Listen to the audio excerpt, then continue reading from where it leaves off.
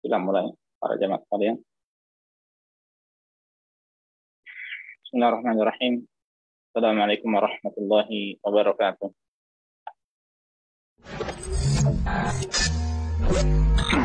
Innal hamdalillah nahmaduhu wa nasta'inuhu wa nastaghfiruh wa na'udzu billahi min shururi anfusina wa min sayyiati a'malina may yahdihillahu fala mudilla lahu wa man yudlil fala hadiya lahu. Wa asyhadu an la ilaha illallah wahdahu la syarika lah wa asyhadu anna Muhammadan abduhu wa rasuluh. Ya ayyuhalladzina amanu taqullaha haqqa tuqatih wa la tamutunna illa wa antum muslimun. Amma ba'd. Fa inna asdaqal hadits kitabullah wa khairal hadi Muhammadin sallallahu alaihi wasallam. Wa syarrul umuri muhdatsatuha wa kullu muhdatsatin bid'ah wa kullu bid'atin dhalalah wa kullu dhalalatin nar. Allahumma anfa'na bima 'allamtana wa 'allimna ma yanfa'una wa zidna ilma. Rabbi shrah li sadri wa yassir li amri wa hlul 'uqdatam min lisani yafqahu qawli. Masyarul muslimin, para jemaah, bapak-bapak, ibu-ibu, rekan-rekan, saudara-saudari rahimanillah wa iyyakum, semoga senantiasa dimuliakan oleh rahmat Allah Subhanahu wa taala. Alhamdulillah, segala puji senantiasa kita panjatkan pada Allah. Salawat dan salam senantiasa kita sanjungkan pada Nabi dan Rasul kita Nabi Muhammad sallallahu alaihi wasallam. Alhamdulillah, pada malam hari ini kita dipertemukan kembali oleh Allah pada kajian manasik haji. Dan ini adalah tema yang kedua, ya. Dimana sebelumnya kita telah membahas 28 keutamaan, keistimewaan ibadah haji dan umrah. Adapun pada tema yang kedua ini kita membahas 17 manfaat ibadah haji, ya. Dan bisa jadi lebih, ya, bisa jadi lebih. Dan ini adalah pertemuan keempat apabila kita lihat dari sebelum-sebelumnya, ya. Baiklah para jamaah zainillah wa iyyakum, semoga senantiasa dimuliakan oleh rahmat Allah Subhanahu wa taala. Jadi jelas, ya, yang akan kita bahas adalah seputar manfaat dari ibadah haji. Dan bisa dilihat di layar, di situ saya tulis bahwa maksud dari manfaat, ya, ibadah haji ini adalah mencakup faedah, ya, buah, dampak positif, tujuan, hikmah, kebaikan, atau segala yang berkenaan dengan semua itu, ya, terkait ibadah haji. Baik itu bersifat duniawi, ya, maupun ukhrawi. Jadi dari manfaat atau hikmah dari ibadah haji yang dilakukan seorang hamba, ya, ada manfaat yang bersifat ukhrawi, bersifat agama, bersifat akhirat, ya. Ada juga yang bersifat duniawi, ya, bersifat secara dunia, ya, secara dunia. Dan itu sebagaimana yang insya Allah akan kita pelajari sedikit demi sedikit, ya. Kita mohon pada Allah semoga diberikan pemahaman, semoga diberikan ilmu yang bermanfaat, semoga dimudahkan untuk membahas beberapa poin pada pertemuan kali ini. Allah Subhanahu wa taala berfirman, ini di antara ayat, ya, yang menjelaskan tentang ibadah haji, ya. Di surat Al-Hajj, kita tahu ada surat namanya surat Al-Hajj atau surat haji, ya, surat ke-22. Allah berfirman, wa adzin fin nasi bil haji ya'tuka rijalan wa 'ala kulli dhamirin ya'tina min kulli fajjin 'amiq. Dan serulah, ya, dan berserulah. Ini perintah untuk berseru, untuk memanggil manusia.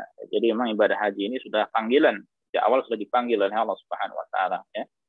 Dan berserulah kepada manusia untuk mengerjakan ibadah haji. Misalnya mereka akan datang padamu, ya, dengan rijalan, ya, rijal jamak dari rajil, ya, dengan berjalan kaki. Bagi yang dekat, ya, masih bisa untuk berjalan kaki. Wa ala kulli dhamir, ya, dan mengendarai unta yang kurus. Ya, karena datangnya dari mana? Ya'tina min kulli fajjin 'amiq. Yang datang, ya, yang datang dari segenap penjuru yang jauh. Maksudnya baik bisa dengan berjalan kaki atau berkendara, ya. Dan saking jauhnya perjalanan bisa menjadikan unta itu apa? Kurus. Ya, unta itu kurus. Nah, selanjutnya alhamdulillah dengan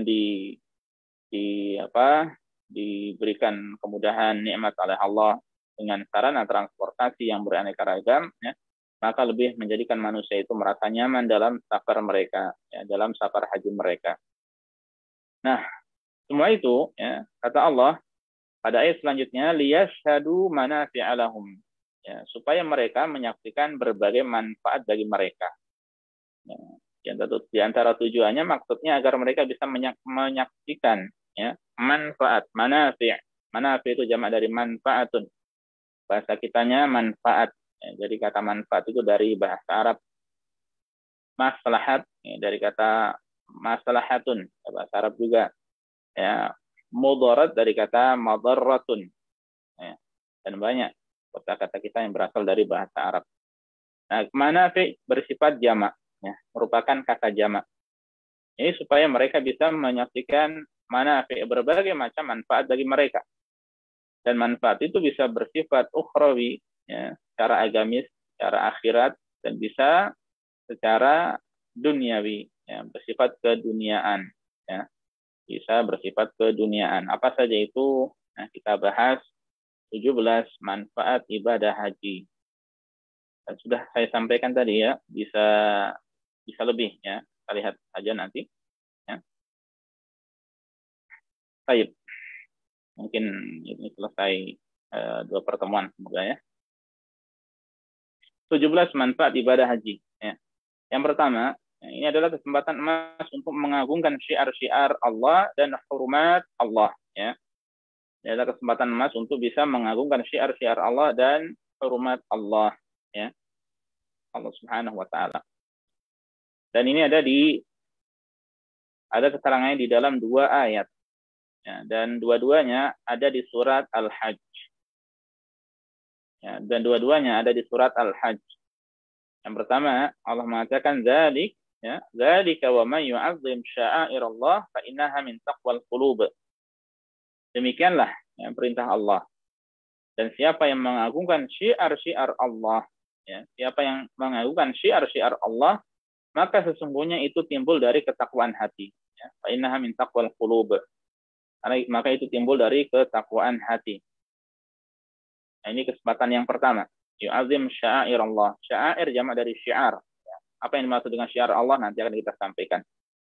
Ayat yang kedua, dzalika wa may yu'azzim hurumatillah fa huwa khairul lahu 'inda rabbih. Ya, demikianlah perintah Allah. Dan siapa yang mengagungkan apa-apa yang terhormat di sisi Allah, ya, hurumat Allah, hurumatullah, ya, kalau di sini hurumatillah itu artinya apa-apa yang terhormat di sisi Allah. Nah, ini perinciannya bagaimana insya Allah nanti kita sampaikan ya. Maka itu adalah lebih baik baginya di sisi Rabb-nya, yaitu di sisi Allah Subhanahu wa Ta'ala. Ini ya, 2 hal ini ya diamalkan, ya, dilakukan oleh mereka orang-orang yang berhaji, ya, oleh orang-orang yang berhaji. Dan ini termasuk dari bentuk ketakwaan, ya, bentuk ketakwaan. Dan ini adalah kebaikan itu saja. Nah, ini tentu adalah manfaat yang bersifat diniyah atau ukhrawiyah, ya, manfaat berkaitan dengan masalah agama. Dan ulama sebutkan bahwa ini termasuk dari manfaat haji yang paling agung. Lalu apa itu syiar-syiar Allah? Ya, ada istilah syiar-syiar agama. Ya, nah, kalau di sini dengan istilah syiar-syiar Allah, ya, itu serupa. Ya. Hanya saja untuk ayat ini ada beberapa penjelasan dari ulama. Ya. Saya sebutkan 3 diantaranya. Ini ada kesalahan sedikit. Pendapat lain ya, maksudnya pendapat yang pertama. Yakni manasik haji. Maksud dari syiar-syiar Allah adalah manasik haji. Ya. Az-Zajjaj rahimahullah yang mengatakan bahwa syiar-syiar Allah yaitu segala peribadatan yang Allah jadikan sebagai rambu dan tanda bagi kita. Yaitu semua perkara seputar wukuf, sa'i, atau menyembelih. Ya. Ini termasuk dari ibadah-ibadah haji yang tidak bisa diamalkan oleh seorang ya, yang tidak berhaji. Ya. Wukuf, sa'i, ya. Ini amalan haji, ya. Atau mungkin haji kecil juga, yaitu umrah. Demikian pula menyembelih, ya, menyembelih hadyu khususnya. Maka ini adalah khusus bagi mereka yang berhaji, ya, khususnya yang mengambil haji tamattu atau qiran. Nah, jadi itu segala peribadatan yang dijadikan sebagai tanda atau rambu. Dan ini nampaknya Allah Ta'ala mirip dengan yang pendapat yang kedua. Ya, penjelasan dari Raghib Al-Asfahani rahimahullah yang mengatakan bahwa syiar-syiar Allah adalah yakni rambu-rambu haji yang tampak oleh indera. Ya. Jadi rambu-rambu haji yang tampak oleh indera. ya, oleh kita, oleh indera kita, oleh mata khususnya, oleh telinga, ya. Dan adapun Syekh Abdurrahman bin Nasir As-Sa'di rahimahullah, yang beliau menjelaskan bahwa syairullah adalah yaitu rambu-rambu agama yang tampak. Ini jadi ibadah-ibadah yang tampak itu disebut sebagai syiar-syiar Allah atau syiar-syiar agama. Ya, ibadah apa saja itu yang tampak, ya, seperti sholat Jumat, ya, sholat tarawih, ya, sholat Idul Fitri, Idul Adha, ya, termasuk umroh, haji, ya, sholat Jumat, takbir, ya, takbir pada yaitu hari raya, demikian pula takbir pada hari-hari 10 hari pertama di bulan Dzulhijjah, ya, azan, iqamah. Nah, itu semuanya adalah syiar-syiar Allah, ya. Dan kemudian kata beliau di antaranya adalah seluruh amalan manasik haji, ya. Nah, jadi kalau untuk ibadah haji, ya, khususnya yang tampak, yang bisa kita perhatikan yang tampak, maka itulah yang disebut sebagai syiar-syiar Allah. Karena amalan haji, ya, yang dengan perbuatan maka tampak, ya, atau dengan lisan maka tampak, ya, bisa didengar, bisa dilihat, ya, oleh orang-orang. Entah itu mulai dari sa'i, kemudian wukuf, ya, demikian pula mabit, ya, atau menyembelih atau cukur, itu tampak semuanya, ya. Kemudian talbiyah, takbir, itu semuanya tampak, ya. Doa, ya, itu semuanya tampak, ya. Jadi ini syiar-syiar Allah, ya. Maka siapa yang mengagungkan hal tersebut, ya, itu timbul karena apa? Ketakwaan yang ada di dalam hati, ya. Dan sekali lagi yang bisa mengerjakannya adalah mereka yang berhaji, ya. Ini tentu manfaat yang begitu penting bagi kita, ya, bisa melembutkan hati, ya, merupakan bentuk ibadah pada Allah, mendekatkan diri pada Allah, bentuk merendahkan diri pada Allah, dan lain sebagainya. Nah, itu yang pertama. Adapun yang kedua, ya, dari kalau yu'azim hurumatillah, ya. Siapa yang mengagungkan hurumatillah, ya. Hurumat Allah tadi diartikan hal-hal yang terhormat bagi Allah. Ya, makanya kemudian ulama memiliki beberapa penafsiran, ya, atau beberapa penjelasan yang satu sama lain, yaitu ada kemiripan. Yang pertama dari Imam Ahli Tafsir, yaitu Ibnu Jarir Al-Tabari, yang mengatakan bahwa hormat Allah adalah, ya, siapa yang menjauhi segala hal yang Allah perintahkan untuk dijauhi saat berihram, sebagai bentuk pengagungan darinya terhadap batasan-batasan Allah. Jadi hormat Allah artinya adalah apa?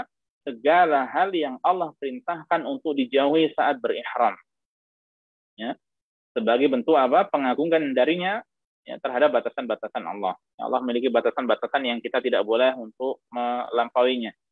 Ya, Allah memiliki batasan-batasan yang kita tidak boleh melampauinya. Ya, Allah memiliki larangan-larangan yang tidak boleh kita amalkan. Dan ketika sedang mengerjakan ibadah haji maka itu lebih ditekankan lagi, ya. Dan saat berihram, ya, ada hal-hal yang semestinya, ya, atau ada hal-hal yang harus ditinggalkan, ada hal-hal yang dilarang oleh Allah Subhanahu Wa Taala. Nah, ketika tidak dilakukan maka itu timbul dari ketakwaan yang ada di dalam hati. Baik, kemudian adapun Al-Baghawi, ya, rahimahullah, dia juga adalah penulis ahli tafsir juga, ya. Beliau menafsirkan yaitu segala bentuk kemaksiatan pada Allah dan hal-hal yang dilarang, ya. Mengagungkannya berarti tidak menyentuhnya, ya. Segala bentuk kemaksiatan kepada Allah dan hal-hal yang dilarang, dan maksud mengagungkan zalika wa may yu'azzim hurumatillah, siapa yang mengagungkan hal-hal yang terhormat bagi Allah berarti dia tidak menyentuhnya, ya, tidak mendekatinya, tidak mengerjakannya, ya. Apalagi kalau itu dalam ibadah haji. Dan sudah kita sampaikan pada pertemuan sebelumnya bahwa di antara sifat haji yang mabrur adalah ketika seorang, ya, tidak melakukan kemaksiatan pada Allah Subhanahu Wa Taala, ya, tidak melakukan kefasikan, dan kefasikan adalah segala kemaksiatan pada Allah Subhanahu Wa Taala. Nah, jadi ketika berhaji, ya, begitu ditekankan hal ini. Nah, adapun Syekh Abdurrahman As-Sa'di rahimahullah beliau mengatakan segala sesuatu yang memiliki kehormatan, ya, dan diperintahkan untuk dihormati, ya, dengan cara beribadah atau lainnya, dengan cara yang lainnya, seperti manasik haji seluruhnya. Ya, jadi seluruh manasik haji itu masuk ke dalam apa? Hormatilah, hal-hal yang dihormati, ya, hal-hal yang dihormati dan diperintahkan untuk dikerjakan, ya. Demikian pula seperti tanah haram. Ya. Tanah haram termasuk dihormati. Ya. Ihram, ya. Ketika berihram itu hal yang dihormati. Hadyu, ya. Dan segala ibadah yang Allah perintahkan hamba untuk melaksanakannya masuk ke dalam hurumatillah. Ya. Segala sesuatu yang yaitu memiliki kehormatannya. Ya. Memiliki kehormatan. Mengagungkannya berarti memuliakannya dengan hati. Ya. Ketika seorang mengagungkan baik itu syiar-syiar Allah atau hurumatillah, ya, halal yang terhormat bagi Allah, berarti dia muliakan dengan hati. Yang kemudian dia cintai, ya, kemudian menyempurnakan ibadah padanya, berusaha untuk maksimal beribadah ketika haji, berarti pada saat haji, ya. Tidak merendahkan, ya, tidak boleh diremehkan, tidak malas-malasan, dan tidak merasa keberatan. Ketika mengerjakan ibadah haji, ya, jangan malas-malasan, jangan merendahkan. Sebaliknya dilakukan dengan semangat, dengan penuh kecintaan. Demikian pula berusaha untuk memaksimalkan. Nah, ketika seorang demikian, maka itu ya, bahwa khairul lahu inda rabbih, itu lebih baik, ya, itu adalah kebaikan, adalah lebih baik di sisi Rabb-nya, ya, itu lebih baik baginya di sisi Rabb-nya. Nah, ini adalah kesempatan emas yang hanya bisa dilakukan pada saat haji, ya. Secara sempurna bisa dilakukan pada saat haji dengan lengkapnya. Adapun umroh, ya, atau mungkin sekedar seorang pergi ke sana untuk sholat, ya, maka ini 1-2 mungkin dia kerjakan, ya, tapi tidak lengkap seperti orang yang mengerjakan ibadah haji. Ya. Tentu ini adalah manfaat, ya, yang begitu besar, manfaat yang begitu agung. Kemudian manfaat yang kedua, ya, orang yang berhaji, maka dia dijanjikan akan mendapatkan ampunan. Ya. Dan kalau orang diampuni itu berarti dia mendapatkan keridhaan dari Allah Subhanahu wa taala. Ya. Jadi dia mendapatkan ampunan dan keridhaan dari Allah. Sudah kita sampaikan pada judul atau tema keutamaan ibadah haji. Ya. Banyak hadis-hadis yang kita sampaikan berkaitan dengan masalah ini. Ya. Jadi kita tidak panjang lebar di sini. Di antaranya hadis yang sudah kita baca pada saat itu, Rasulullah SAW mengatakan, man ata hadzal baita, ya, siapa yang mendatangi rumah ini, ya, Baitullahil Haram, baik dengan umroh atau haji, falam yarfus, ya, dia tidak melakukan rafas, ya, tidak berbicara atau membahas hal-hal yang menuju hubungan suami istri, walam yafsuq, ya, dan tidak melakukan kemaksiatan, ya, pastikan adalah segala bentuk kemaksiatan, ya. Ini erat kaitannya dengan haji mabrur, ya. Dan orang yang melakukan kefasikan disebut sebagai orang fasik, ya, orang fasik. Raja kama waladathu ummuh. Ya. Niscaya akan kembali, ya, sebagaimana ia dilahirkan oleh ibunya. Ya.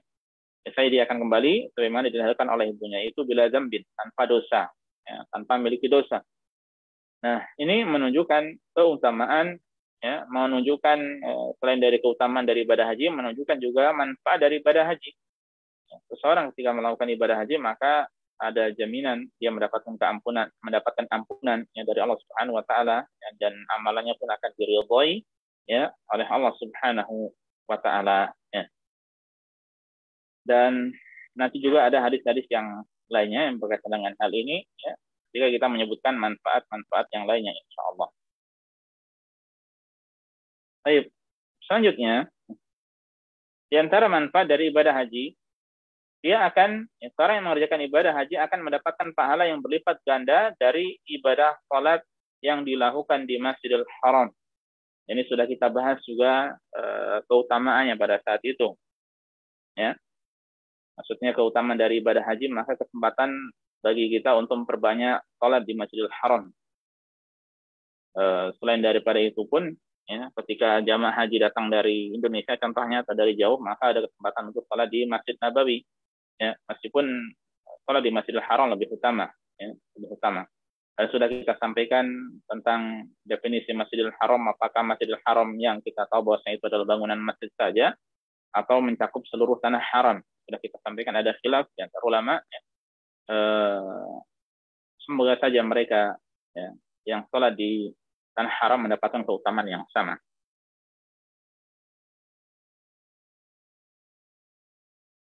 Nah, dalilnya ya, wassalatun fil Masjidil Haram afdalu min mi'ati alfi salatin fi ma siwahu. Dan salat di Masjidil Haram ya, itu lebih utama sebanyak ya 100.000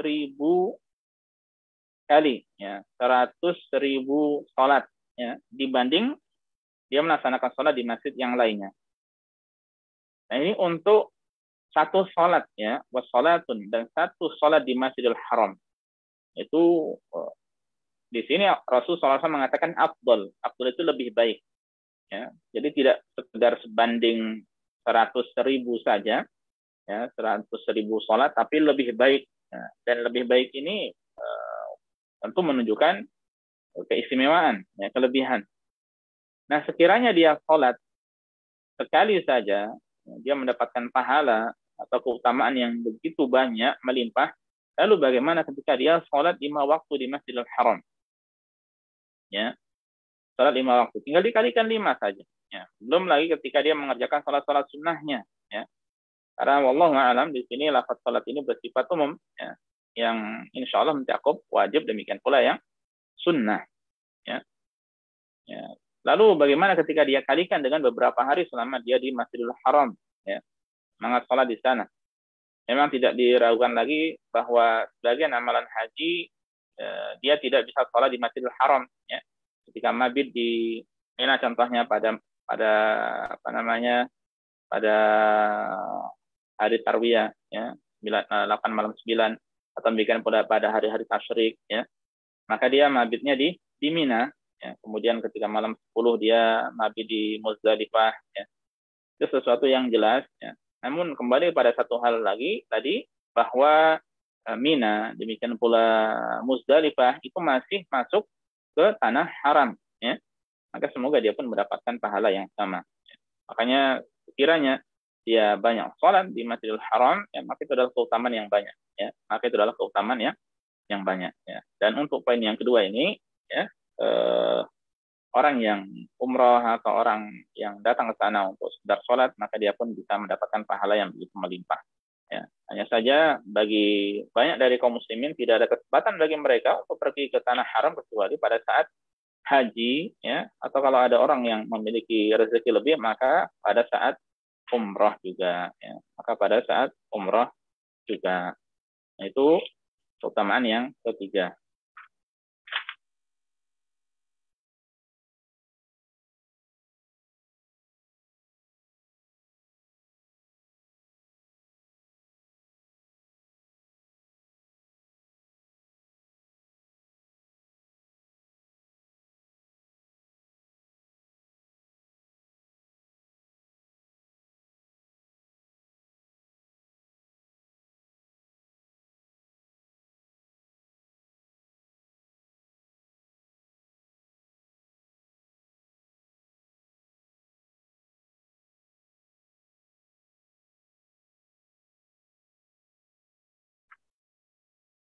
Baik, sekedar info bagi yang kiranya ada yang bertanya nanti, ya, bisa disampaikan ke dakwah Indo Jamam, ya. Baik, kita lanjutkan poin yang keempat. Poin yang keempat, keutamaan yang keempat adalah berhaji juga adalah kesempatan besar, ya, untuk memperbanyak zikir kepada Allah Subhanahu wa taala pada 10 hari pertama bulan Dzulhijjah dan hari-hari tasyrik, ya. Pada 10 hari pertama di bulan Dzulhijjah dan hari-hari tasyrik. Dan kita tahu bahwa orang yang akan berhaji, ya, khususnya yang datang dari jauh-jauh, maka mereka sudah standby di sana, ya, sudah standby di sana sejak bisa jadi sebelum bulan Dzulhijjah bahkan, ya. Yang kemudian ketika masuk bulan Dzulhijjah, kesempatan untuk memperbanyak zikir pada Allah Subhanahu wa taala pada saat itu, ya. Adapun bagi haji lokal, ya, mungkin berangkat tanggal mungkin 5, 6 atau 7, ya, sesuai dengan agenda masing-masing agen travel haji. Nah, itu, ya, bisa memperbanyak melakukan ibadah, di antaranya adalah berzikir pada Allah Subhanahu wa taala. Di dalam surat Al-Hajj yang sudah kita baca tadi, ya, Ketika Allah mengatakan wa adzin fil nasi bil haji ya'tuka rijalan wa ala kulli dhamirin ya'tina min kulli fajjin 'amiq yashhadu manafi'a lahum, ya, tadi sampai sini kita bacakan, dan serulah kepada manusia untuk mengerjakan haji supaya mereka akan datang padamu dengan berjalan kaki dan dengan berjalan kaki dan mengendarai unta yang kurus yang datang dari segenap penjuru yang jauh. Kemudian supaya mereka menyaksikan berbagai manfaat bagi mereka. Nah, kelanjutannya adalah wa yadhkuru ismallahi fi ayyamin ma'lumat ala ma razaqahum min bahimatil an'am. Ya. Apa artinya? Supaya mereka menyebut nama Allah pada hari yang telah ditentukan. Ya, supaya mereka menyebut nama Allah. Ini berzikir pada Allah. Ya. Fi ayyamin ma'lumat, pada hari-hari yang telah ditentukan. Ya, atas rezeki yang Allah telah berikan pada mereka berupa binatang ternak, ya, berupa binatang ternak. Nah, ini termasuk manfaat diniyah atau ukhrawiyah, ya, manfaat berkaitan dengan masalah agama. Ini manfaat berkaitan dengan masalah agama. Ya, seseorang bisa memperbanyak zikir, ya, pada Allah Subhanahu wa Ta'ala. Ya, banyak-banyak berzikir pada Allah Subhanahu wa Ta'ala. Dan kemudian khususnya untuk ibadah haji ini, ya, ayyamin ma'lumat, ya, ayyamin ma'lumat ini pada hari ke-10, ya, demikian pula hari-hari tasyrik, ya, pada hari 10 dan hari-hari tasyrik. Yang kemudian realita yang ada, ya, bahwa orang yang berhaji pada hari pertama sampai 10 Dzulhijjah kemudian dilanjutkan dengan hari-hari tasyrik, ya, mereka mengerjakan banyak ibadah, ya, banyak ibadah. Ya, ini diantaranya apa? Ya, dan itu banyak berzikir pada Allah. Ya, di antara bentuk memperbanyak zikir pada Allah yaitu pada saat tawaf.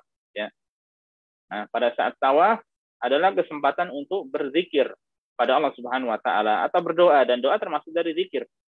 Atau sekiranya orang membaca Al-Quran, maka sebagian ulama mengatakan bahwasanya afdalu zikir tilawatu kitabillahi azza wa jalla. Baik-baik zikir adalah membaca Al-Quran.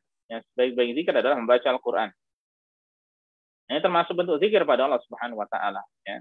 Plus kemudian sa'inya, ya, orang pun banyak berzikir, berdoa pada Allah. Ya, kemudian wukuf di padang Arafah, ya, maka itu adalah kesempatan untuk banyak-banyak berdoa pada Allah, dan itu termasuk bentuk zikir pada Allah. Ya. Kemudian di saat Nabi di Muzdalifah, ya, kalau malam hari mungkin mereka setelah sampai di Muzdalifah dianjurkan untuk langsung tidur istirahat, ya. Jadi sampai sana kemudian sholat maghrib dan isya dengan dijamak. Kemudian mereka, ya, makan, ya, biasa. Nah, setelah itu menyegerakan untuk istirahat, untuk bersiap-siap melaksanakan hari yang ke-10, di mana di situ adalah Yaumul Hajjil Akbar, ya, hari haji besar. Ya, karena banyak ibadah haji atau manasik haji yang akan dikerjakan. Nah, di pagi hari pada tanggal ke-10 itu disyariatkan untuk apa? Berzikir pada Allah Subhanahu wa Ta'ala. Ya, zikir pada Allah. Ya, kemudian ketika melempar jumrah, ya, baik pada tanggal ke-10, ya, baik pada hari ke-10 atau tanggal 10 atau demikian pula 11, 12, 13, maka, ya, setiap melempar dia mengucapkan apa? Allahu Akbar. Ya, itu termasuk apa? Zikir pada Allah Subhanahu wa Ta'ala. Ya, jadi banyak sekali zikir-zikir yang dibaca oleh orang yang mengerjakan ibadah haji. Ini kesempatan emas baginya untuk memperbanyak, ya, ibadah lisan, ya. Kesempatan bagi mereka untuk memperbanyak ibadah lisan. Dan seseorang ketika menyebutkan atau berzikir pada Allah Subhanahu wa Ta'ala berarti dia mengagungkan Allah, ya. Berarti dia itu mengagungkan Allah. Seseorang ketika urusan dunia, ya, kita suka dengan sesuatu, suka dengan seseorang, mungkin kagum dengan seseorang, maka orang itu bisa jadi akan mengingat-ingat terus, ya. Jadi disebut-sebut, ya. Masya Allah, ini pemain bola ini kalau main demikian, ya, pemainnya bagus. Nah, akan disebut, ya. Man ahabba syai'an aktsara zikrahu atau aktsara min zikrihi. Siapa yang suka sesuatu dia akan sering membahasnya, ya. Suka bola, ya, bahas bola, pemain-pemainnya, ya. Mungkin dia punya ada yang pemain-pemain favorit, ya, dari pemain-pemain antar kampung di kampungnya, ya. atau olahraga-olahraga yang lainnya, nah, dia akan sering-sering menyebutnya. Ya. Nah, lalu bagaimana yang disebut ketika itu adalah Allah Subhanahu Wa Taala? Ya. Yang kita semuanya adalah begitu cinta pada Allah Subhanahu Wa Taala. Tinggal dibuktikan dengan perbuatan. Ya. Tinggal dibuktikan dengan amalan. Ya. Tinggal dibuktikan dengan ibadah pada Allah Subhanahu Wa Taala. Ya. Apa itu? Yaitu diantaranya dengan banyak-banyak menyebut Allah Subhanahu Wa Taala. Termasuk kita cinta pada Rasulullah SAW, memperbanyak salawat pada Nabi kita Nabi Muhammad Sallallahu Alaihi Wasallam. Ya. Nah, kemudian Rasulullah SAW menyebutkan di dalam sebuah hadis, ya. Nah, ini tujuan, ya. Ini tujuan dari mengerjakan ibadah-ibadah manasik haji. Coba kita simak hadisnya, ya. Inna maju'ila tawaf bil baiti wa bil safa wal marwati wa ramyul jimari li iqamati dzikrillah azza wa jalla. Diadakannya ibadah tawaf di sekitar Ka'bah. Demikian pula sa'i antara Safa dan Marwah. Ya, serta melempar jumrah hanyalah untuk menegakkan zikir pada Allah, ya, supaya orang itu ingat Allah, ya, benar-benar mengingat Allah, ya, bukan untuk melempar setan, ya. Secara riwayat, secara sejarah memang bahwa dahulu Nabi Ibrahim alaihissalam, ya, beliau ketika sampai di jumrah al-Aqabah atau jumrah yang pertama, ya, beliau melempar setan, ya, sampai 7 kali, kemudian setannya itu tenggelam di atas muka bumi, ya, hilang. Kemudian muncul di jumrah Wusta, dilempar lagi sampai 7 kali, kemudian tenggelam lagi, hilang. Muncul di jumrah Sughra, ya, yang paling jauh. Kemudian dilempar sampai 7 kali, tenggelam. Nah, itu pada saat itu adalah sejarahnya seperti itu, ya. Nah, adapun ketika seorang sekarang ini melempar jumrah, ya, maka untuk menegakkan zikir pada Allah Subhanahu Wa Taala. Jadi jangan emosi, jangan pakai sendal, jangan pakai batu, ya, jangan pakai benda-benda yang besar, tapi cukup batu kerikil, ya, yang besar kurang lebih dari kelingking kita, ya, kurang lebihnya seperti itu. Nah, ini, ya, kesempatan banyak-banyak berzikir pada Allah Subhanahu Wa Taala bagi mereka. Dan sudah kita sampaikan kemarin bahwasanya afdal, ya, ketika Rasul ditanya ayyul haji afdal, haji apakah yang paling afdal, paling utama, beliau mengatakan, ya, al-ajju was-sajju, ya, yang itu yang paling banyak talbiyahnya, dan talbiyah termasuk zikir pada Allah Subhanahu Wa Taala. Ya, kemudian as-sajju yaitu mengguyurkan darah saat menyembelih al-hadyu, ya. Dan untuk masalah al-hadyu ini, ya, kalau Rasul Shallallahu Alaihi Wasallam dahulu menyembelih banyak, ya, berapa? 70 atau berapa, ya? 60 atau 70, saya lupa. Ya. Maka itu ketika seseorang dia ada kemampuan, ya, maka hendaknya dia melebihkan, tidak hanya 1 ekor kambing saja yang harganya mungkin 400-500, ya. Dia mampu 10 bismillah, atau mungkin mampu dengan unta bismillah, ya. Ya, atau mampu berapa ekor, ya, dia lakukan, ya. Maka itu adalah kebaikan baginya, dan ini termasuk dari afdalul haji, termasuk dari haji yang paling afdal, ya. Termasuk haji yang paling afdal. Baik, itu keutamaan yang keempat, ya. Keutamaan yang keempat.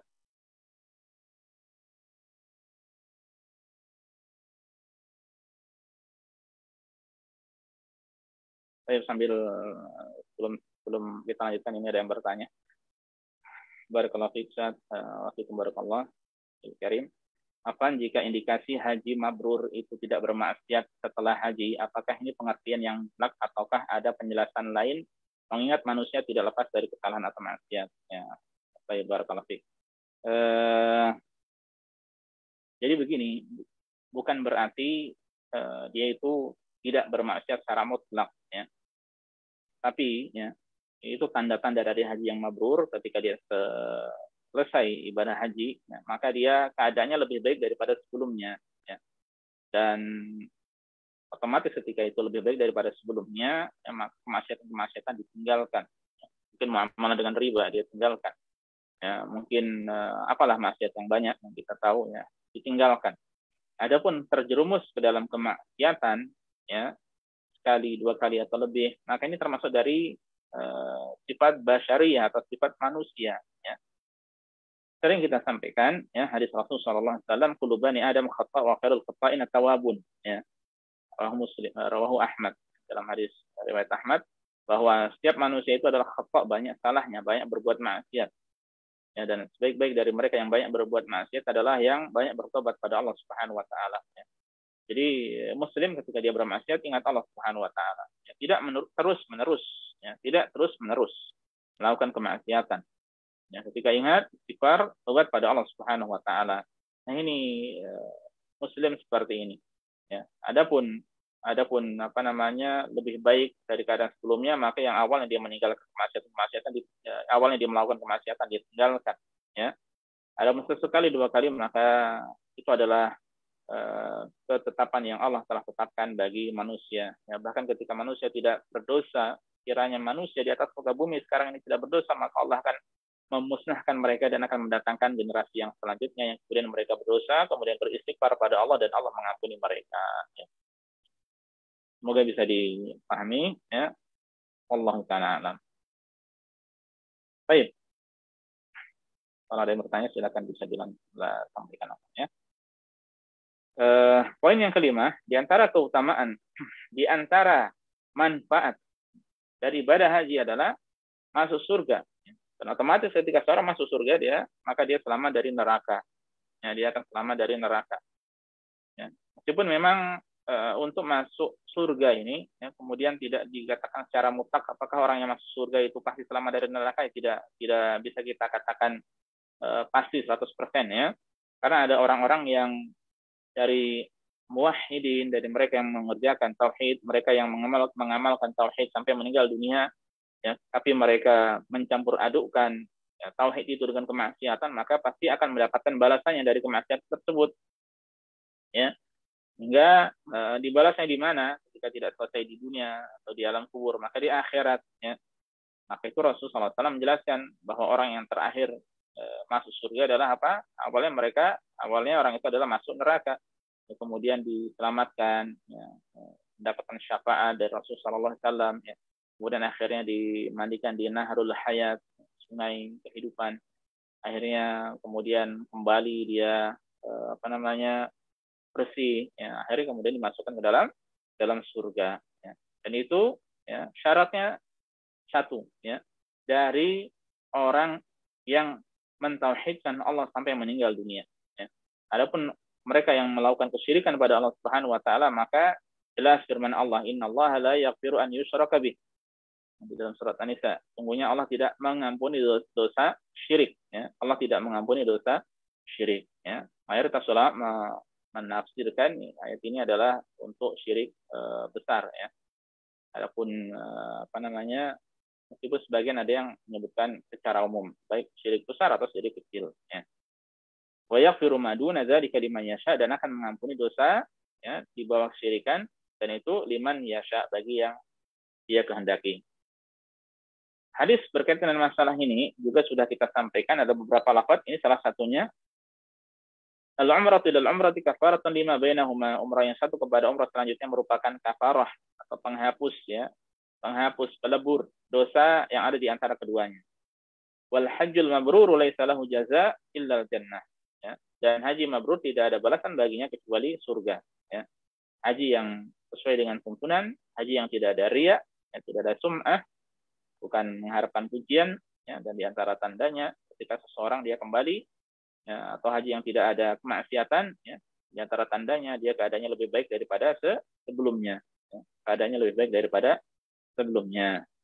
Ini haji yang begitu penting, ya, yang kita harapkan dari ibadah haji yang kita kerjakan adalah benar-benar mabrur, ya, benar-benar mabrur.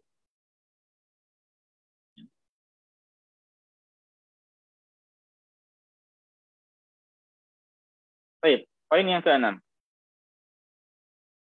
Dan poin yang kelima, demikian pula ke-6 ini kita tahu hadisnya sudah kita sampaikan pada saat itu, ya. Hadisnya sudah kita sampaikan pada saat itu. Baik, kemudian poin yang ke-6 kita bahas, ya, terlebih dahulu. Selamat dari kefakiran lahir dan batin. Nah, ini sudah kita bahas juga pada saat itu. Jadi selamat dari kefakiran lahir dan batin. Fakiran lahir berarti fakir secara harta benar-benar, ya. Adapun batin adalah merasa kurang terus di dalam hati, ya. Dan Rasulullah SAW mengatakan laisal ghina bi kathratil 'arad, innamal ghina ghinan nafs, ya. Hakikat dari sejatinya kaya raya sesungguhnya itu bukan dengan banyaknya perbendaharaan harta, ya, tapi dengan kecukupan yang ada di dalam jiwa, ya. Orang merasa cukup, ya. Orang merasa qanaah, ya. Kalau qanaah itu kanzun la yafna. Qanaah itu adalah harta berharga yang tidak akan bisa sirna, ya. Orang yang diberikan rezeki dengan qanaah, maka sungguh itu adalah kemuliaan yang begitu besar bagi dirinya. Kita mohon pada Allah semoga diberikan qanaah, ya. Dan untuk masalah ini, ya, kita baca hadisnya terlebih dahulu. Rasulullah SAW mengatakan tabi'u bainal haji wal umrah, ya. Kerjakanlah, ya, haji dan umrah secara bergantian. At-Tibi rahimahullah mengatakan bahwasanya idza tamartum fahujju fa idza hajjatum fa'tamiru. Kalau kalian sudah umrah maka pergi hajilah. Kalau sudah haji maka pergi umrah, ya. Jadi sering mungkin orang bisa mengerjakan, lakukanlah. Tiap tahun bisa haji, kerjakanlah. Kira memang bisa, ya. Tapi yang sesuai dengan tuntunan, ya, tanpa tasrih yang resmi dan seterusnya. Fa innahuma yanfiyanil faqra wa dzunuba, ya. Karena keduanya itu dapat menghapuskan, ya, kefakiran dan dosa, kama yanfil kiru khabathal hadid wa dzahab wal fiddah. Sebagaimana tungku api dapat menghilangkan kotoran besi, emas dan perak, ya. Bisa benar-benar bersih, ya, bisa membersihkan diri dari dosa, ya, bisa membersihkan diri dari dosa, ya, dan bisa menghilangkan kefakiran, ya. Bisa menghilangkan kefakiran. Saya ingat ada dulu teman, awal-awal saya kesini, ya, tahun pertama, masya Allah, Allah Subhanahu Wa Taala mudahkan bagi saya berhaji, ya. Kemudian ada teman dari Indonesia, dari desa saya, satu desa di Pekalongan, Lampung Timur, ya, pergi haji juga, ya. Dia bos minuman lah di sana, ya, maksudnya minuman yang ya, yang halal, ya. Bos jual minuman macam-macam, tidak kayak sebut merek, ya. Nah, kemudian dia pulang kampung, ya. Ketika dia berhaji itu kurang lebih 40 hari dipegang oleh adik iparnya atau oleh keluarga, salah satu keluarganya. Subhanallah, hancurlah di situ. Ya, ada kesalahan, ada ini, ada itu. Kemudian tapi dia yakin, saya yang baca itu ibadah haji itu bisa menghilangkan kefakiran, ya, bukan mendatangkan kefakiran. Mendatangkan kefakiran. Dan orang-orang biasa kalau ngomong-ngomong, ya, orang awam biasanya ngomongnya kan nyeleneh, tidak peduli dia. Sudah yakin dengan hadis ini. Subhanallah, perlahan demi perlahan kembalilah bisnis itu, ya. Jadi dia berhaji, pulang-pulang hancur, ya. Akhirnya dia yakin dengan janji Allah, pelan-pelan akhirnya bisnisnya kembali dan subhanallah, ya. Jadi dia sampai dia distributor, ya, minuman tertentu dengan beberapa mereknya. Yang kemudian setelah pergi haji pulang ke Indonesia pun kembali dengan malah semakin banyak lagi bisnisnya, alhamdulillah.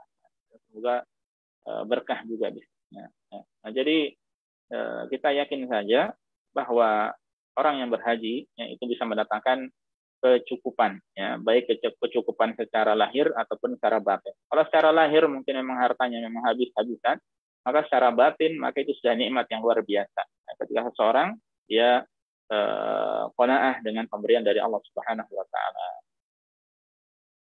Baik, ada beberapa pertanyaan masuk, kita baca, ya. Saat ini banyak kemudahan dalam berhaji seperti tenda ber-AC, kereta dan sebagainya. Apakah kemudahan ini mengurangi keutamaan haji, ya? Jazakallahu khairan, ya. Berkaitan dengan masalah apakah hal tersebut mengurangi keutamaan haji, ya, maka tidak ada syarat untuk mendapatkan keutamaan itu harus berlelah-lelah, berletih-letih, ya. Hanya saja memang ada sebuah hadis, ya, yang Rasulullah SAW sampaikan kepada Aisyah, ya, bahwa fa inna laki minal ajri ala qadri nasabiki, atau kama qala, bahwa pahala yang kau dapatkan dari ibadah haji atau umrah itu, ya, sesuai kadar kesusahan yang kau rasakan, ya. Jadi semakin seseorang itu sulit, ya, semakin berat karena mungkin dengan berjalan dan sebagainya. Dan subhanallah, dulu ada teman kita ya, di akhir sebelum pandemi pada saat itu dia memang niat untuk bisa berhaji, sampai akhirnya berhaji dia hanya beli tasrih saja, tidak ada jaminan tempat ini itu dan sebagainya ya. Pokoknya saya punya uang ini hanya untuk beli tasrih. Adapun di sana bagaimana, subhanallah ada teman-teman juga yang ngasih hadiah untuk dirinya, dia pergi ke sana ya, dapat kendaraan dan sebagainya terus saja ya. Tapi untuk kemana-mana, untuk makan dan sebagainya, dia ngurusin sendiri ya. Dari Haram ke Mina dengan berjalan kaki, dari Mina ke Arafah dengan berjalan kaki, dari Arafah kembali dengan berjalan kaki, kemudian ke Haram lagi dengan berjalan kaki ya. Saat itu sempat kita komunikasi juga, masya Allah senang orangnya ya. Dan orangnya memang semangat ya dalam beribadah, apalagi ini adalah ibadah haji ya. Nah, tentu saja ketika memang dari segala hal ya, anggap saja antara yang mewah dengan yang kelas A, kelas VIP dengan kelas bawah, semuanya tulus, semuanya ikhlas, semuanya sama, ada sesuai dengan tuntunan ya. Tapi salah satu dari keduanya itu ada yang mendapatkan kesulitan ya, kepayahan ya, maka insya Allah di situ ada pahala lebih baginya ya. Maka insya Allah di situ ada pahala lebih ya.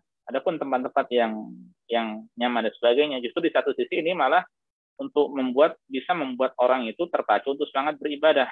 Bagaimana kalau sekiranya seorang itu tendanya panas ya, makanya tidak nyaman dia. Saya ingat juga pengalaman waktu itu ya, dengan travel tertentu ya, ketika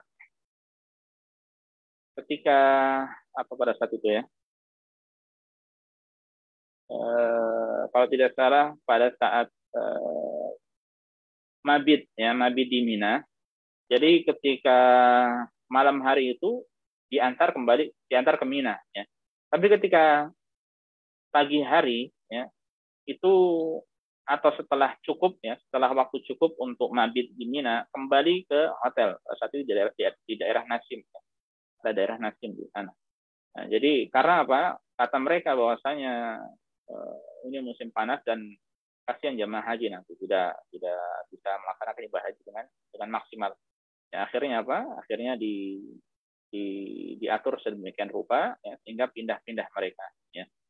Nah, jadi di satu sisi ketika panas ya, tidak nyaman orang beribadah contohnya.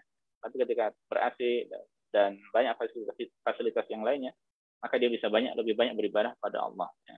Orang dulu mungkin masak sendiri, kalau sekarang sudah dimasakkan, semuanya sudah jahit ya. Maka ini pun ada kelebihan juga. Dia bisa banyak-banyak beribadah pada Allah Subhanahu wa taala. Wallahu taala alam. Jadi tahu saya tidak disyaratkan tidak nyaman. Allah taala alam. Baik, selanjutnya ada yang bertanya. Assalamualaikum warahmatullahi wabarakatuh. Waalaikumsalam warahmatullahi wabarakatuh. Ustaz, di masa pandemi, apakah kriteria badal haji untuk saudara-saudara muslim kita di tanah air yang tidak bisa menunaikan ibadah haji, Pak, padahal sudah terkumpul biaya hajinya ya. Jazakumullah khair. Untuk kriteria orang yang ingin badal haji ya, tidak berubah insyaallah, Jadi pertama sudah meninggal dunia ya, sudah wafat. Atau yang kedua, dia secara perhitungan dokter sudah uzur, tidak bisa berhaji lagi. Ya. Tidak bisa berhaji lagi, mungkin sakit-sakitan, ya, mungkin lemah, ya, atau sebab-sebab yang lainnya, ya, sakit menahun dan seterusnya. Ya. Jadi sama saja. Ya. Adapun ketika tidak bisa 2 tahun ini karena pandemi, ya, dan tahun yang kedua ini tahu kita, ya, ada berapa persen dari non Saudi ya, meskipun belum ada perincian, tahu saya belum ada perincian dari negara mana yang akan berhaji, yang dibolehkan berhaji. Ya. Saya yakin, meskipun keyakinan saya ini bisa salah, ya, saya yakin dari Indonesia termasuk insya Allah yang diizinkan juga. Ya. Mengingat Indonesia adalah negara dengan jumlah penduduk ya, yang Muslim yang terbanyak di dunia. Ya. Maka semoga minim kemungkinan atau kecil kemungkinan mereka tidak diberi kesempatan untuk berhaji. Ya. Hanya saja kemudian yang menjadi pembahasan diserahkan pada pemerintah Indonesia siapa yang paling berhak yang untuk beribadah haji mungkin tahun ini sekiranya memang benar-benar dibuka. Ya. Wallahu a'lam, secara pastinya kita tidak tahu. Jadi sama saja, ya, sama saja. Kalau memang mungkin sudah tua, ya, kemudian kesempatan beberapa tahun ke depan sudah Bismillah, ya, tapi dia masih bisa jalan, masih bisa normal, ya, cara umumnya normal, maka jangan buru-buru dibadalkan haji. Ya. Wallahu a'lam. Baik, ada yang masuk juga, ya. Barakallahu fikum atas ilmunya yang disampaikan. Barakallahu fikum jami'ah. Ya, yang berkaitan dengan kebiasaan di tanah air selepas menunaikan ibadah haji disematkan gelar haji atau abah, ya. Apakah hal tersebut jadi sebab amalan ria, ya? Terlepas kita ridho mendapatkan gelar tersebut atau tidak, mereka tetap menyematkan pada kita. Mohon pencerahannya, ya, jazakumullah khair. Ya. Jadi kalau begini penjelasannya, sekiranya memang seorang niatnya dari awal, ya, dia ingin mendapatkan gelar tersebut, ya, dia ingin mendapatkan laqab tersebut, ya, maka ini tentu hal yang tidak baik, ya, bisa merusak niat, ya. Jadi dia ingin mendapatkan gelar, ya, seperti orang yang bersedekah, dia ingin disebut sebagai orang yang dermawan, ya. Sama saja, orang yang berhaji pun demikian.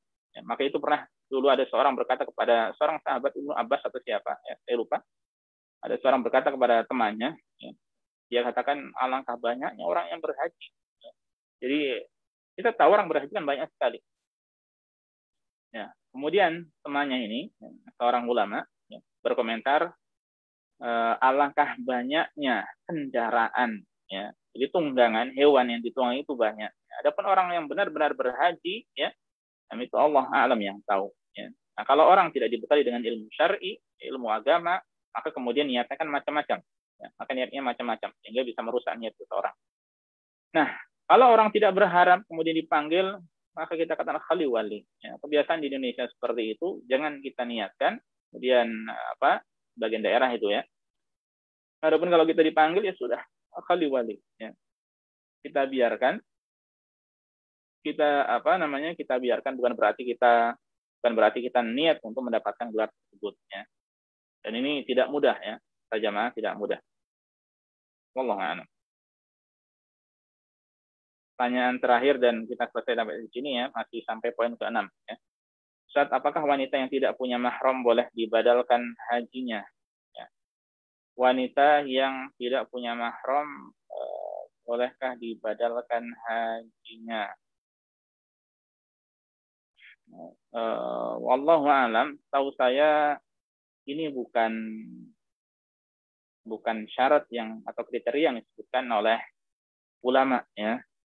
Jadi orang atau wanita yang tidak punya mahram, ya, masih bisa mencari solusi, ya. Bisa mencari solusi. Saya ingat Syekh Abdul Razak, ya, ayahnya adalah Syekh Abdul Muhsin. Kemudian ada kakeknya, ya, siapa ya? Syekh Ahmad kalau tidak salah, ya, Syekh Abdul Razak bin Abdul Muhsin bin Muhammad atau bin siapa Al-Badr Al-Abbad, ya, hafizahumullah. Nah, kakeknya Syekh Abdul Razak itu, ya, di umur tuanya butuh khidmah, ya. Nah, pada saat itu ada pembantu dari Indonesia, ya, pembantu yang dari Indonesia yang supaya bisa maksimal dalam berkhidmah, yaitu membantu kakek beliau, maka akhirnya dinikahkan, ya, dinikahkan secara resmi. Maka dinikahi secara resmi. Ya. Padahal wallahu alam kalau tidak salah sudah tua juga, lumayan tua, ya, ibu ini. Ya. Akhirnya bermahram, menikah, ya sudah sah mahram. Akhirnya kemudian berkhidmah bisa lebih bebas lagi. Ya. Kalau laki-laki perempuan kan ada batasannya, bukan mahram. Nah, ini jadi bisa dengan menikah atau cari mahram siapa yang memungkinkan untuk pergi dengannya. Ya, wallahu taala a'lam. Inilah para jamaah sekalian yang bisa disampaikan pada kesempatan kali ini. Kita sampai poin ke-6. Semoga bermanfaat bagi kita semuanya. Semoga dimudahkan nanti kita sambung kajian lagi insyaallah hari Ahad, ya. Adapun Kamis dan Jumat, ya, insyaallah teman-teman ICC, ya, akan umroh, ya. Jadi kita liburkan, ya, untuk manasik haji. Sekiranya ada kajian yang lainnya, insyaallah segera muncul jadwalnya. Wallahu a'lam, ini saya yang disampaikan. Kurang lebihnya saya mohon maaf. Subhanallahi wa bihamdika, asyhadu an la ilaha illa anta, astaghfiruka wa atubu ilaika. Assalamualaikum warahmatullahi wabarakatuh.